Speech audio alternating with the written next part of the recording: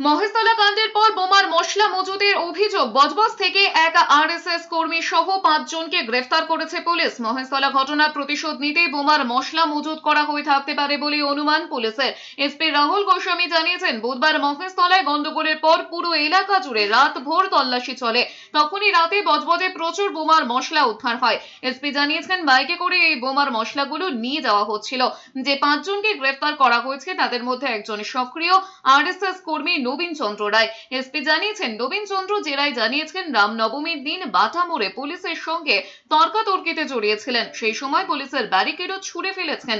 বিষয়টি নিয়ে পুলিশের বিরুদ্ধে ক্ষোভ উগরে দিয়েছেন সুকান্ত মজুমদার। রাজ্য বিজেপি সভাপতি বলেছেন, আরএসএস এর উচিত পুলিশের বিরুদ্ধে মামলা করা। এর জন্য পুলিশকেও ক্ষমা চাইতে হবে।